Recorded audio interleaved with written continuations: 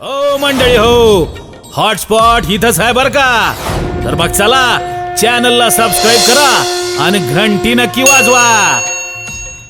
पण मानावा प्रत्येकालाच लागणार आहे सज्जन हो, कारण सगळ्यावर देवानं उपकार केलेले. सुंदर शरीर ज्या देवानं दिलंय, अरे ज्याला डोळे नाहीत त्याला विचारा त्या डोळ्याची किंमत किती आहे.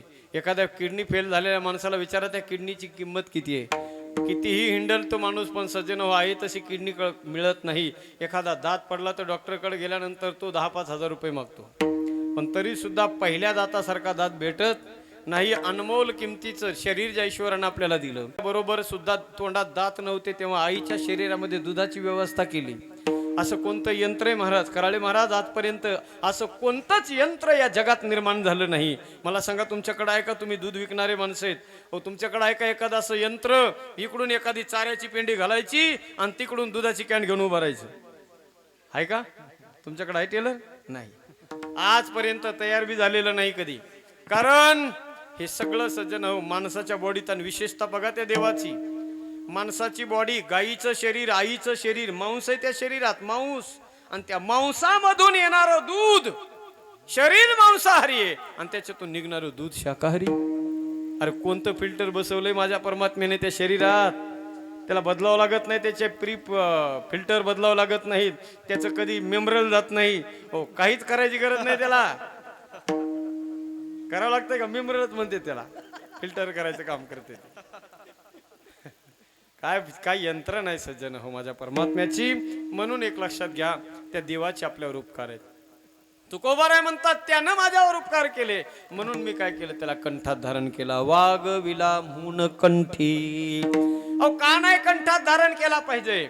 एखाद्या माणसानं 10-5 हजाराची जर मदत केली तर माणूस एकदा नाही 10 वेळेस त्याचं नाव घेतो. अरे त्या माणसासारखा माणूस नाही, रॉयल माणूस आहे तो, एकच नंबर माणूस आहे. हा, असा दगाबाज नाही तो हो, दल बदलू गिराईक नाही ते, ओरिजिनल माणूस आहे तो. असा माणूस म्हणतो कधी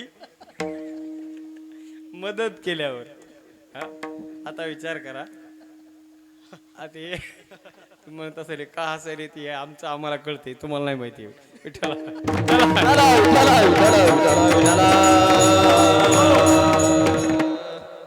कधी कधी आपल्याकडे म्हणून एक लेकी बोले आणि सुने लागे, असे ते तेरी चुप मेरी चुप. व्यवहारातला नियम आहे सज्जन हो, एखाद्याने जर आपलं काम केलं तर आपण त्याचं नाव घेतो. अरे विचार करा, एकदाच नववधू नवीन नवरी बोहल्यावर गेल्यानंतर एकदाच त्या नवरदेवाचं नाव घेते, एकदाच नाव घेते, तर तो नवरदेव तिच्या सगळ्या आयुष्याची जबाबदारी आपल्या खांद्यावर घेतो. तिच्या सगळ्या संगोपनाची जबाबदारी तो स्वतःवर घेतो. तुकोबारा म्हणतात त्या परमात्म्याने एवढं आमच्यासाठी केलं, आम्ही का नाही करावं त्याचं? एकदा नाव नाही, हजारदा वारंवार त्याचं नाव आम्ही घेतो. त्याचं नावच बंद नाही झालं पाहिजे, याच्यासाठी कंठातच त्याला धारण केला. वाघ विला मून कंठी. त्याचा परिणाम त्याने सुद्धा कसर ठेवली नाही. आम्ही प्रामाणिकपणाने त्याचे झालो, त्याचे झेंडे हातात घेतले, त्याच्या नावाचा जय जयकार केला, म्हणून तो आम्हाला विसरला नाही. निवडून आल्यानंतर तो आम्हाला विसरला नाही. तो त्याच्यातला तो नाही, तो परमात्मा काय केलं त्याने आम्हाला?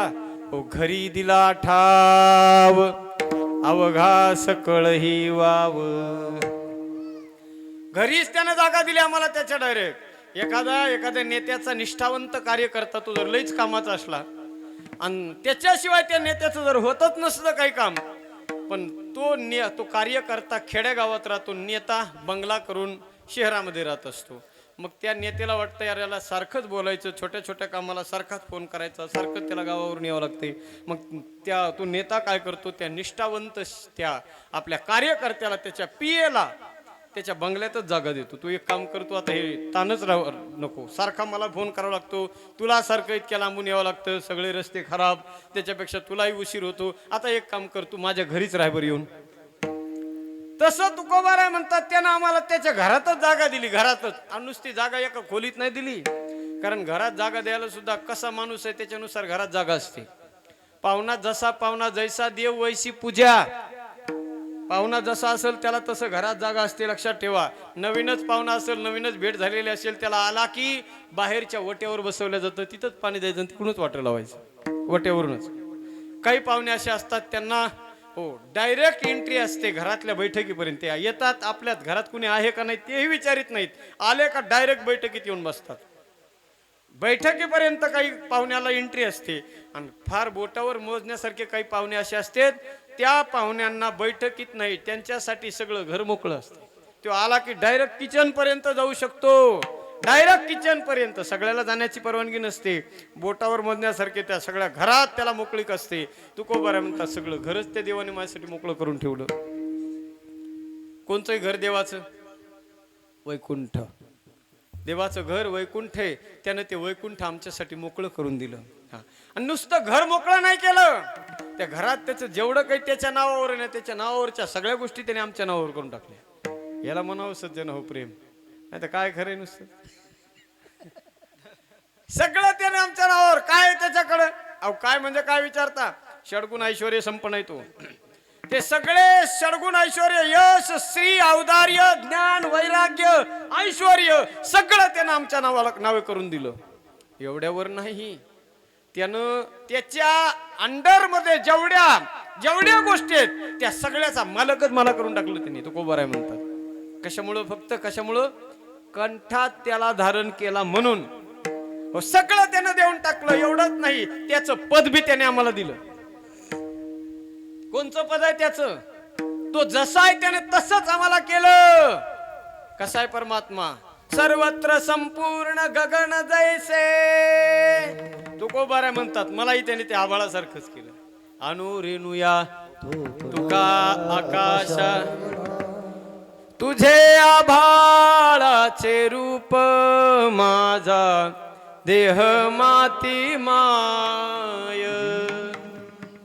जरी करपले दूध जसे दाटलेली साय, उभे भांडण जन्मासी तरी गाता सांभाळीला.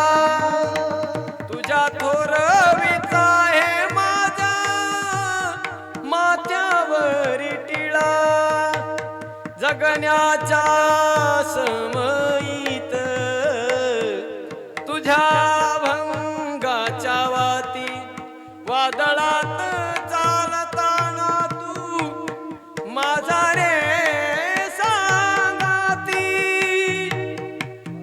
तुझं आभाळाचं रूप आहे, माझंही आभाळाचं रूप करून टाकलंस तू. तुकोबारा म्हणतात तू आभाळासारखा आहे, मला सुद्धा आभाळासारखं करून टाकलं देवानं.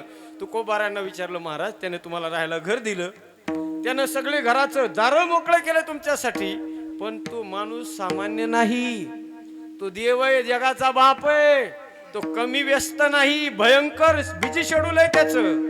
महाराज त्याच्या घरात तुम्ही राहता, पण त्याची तुमची कधी गाठभेट होती का? तुकोबारा म्हणले, कारण काही काही वेळेला काही माणसं इतके श्रीमंत असतात, इतके श्रीमंत, त्यांचे घर बी एवढे मोठमोठे असतात सज्जन हो, एवढे मोठमोठे घर असतात आणि ते इतके बिजी असतात. आपण त्याच्या घरी 8 दिवस जरी राहिलो तर 8 दिवसात त्याची आपली एकदा बी गाठ भेट होत नाही, इतका बिजी माणूस असतो. तुकोबारांना विचारलं, महाराज कशी गाठ भेट होती का तुमची त्याची? तुकोबारा म्हणले, अहो आता गाठीचा आणि भेटीचा संबंधच नाही राहिला. मग तुकोबारा म्हणले, आता मी तू पण जाऊ दे दुरी, आणि एकची घोंगडी, एकच झालोत आम्ही. तुका म्हणे एके ठाई, तुका म्हणे एके ठाई,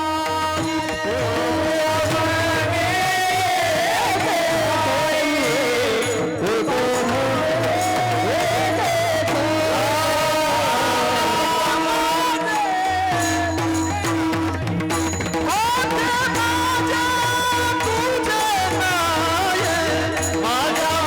ठाई.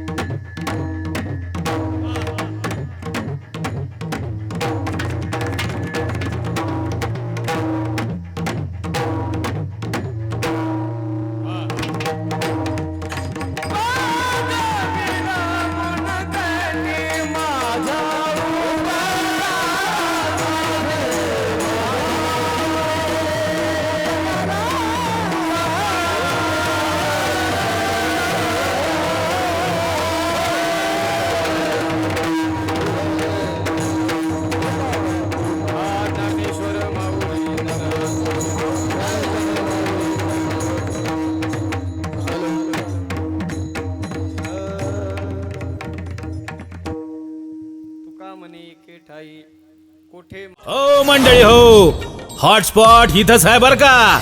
तर मग चला चॅनलला सबस्क्राईब करा आणि घंटी नक्की वाजवा.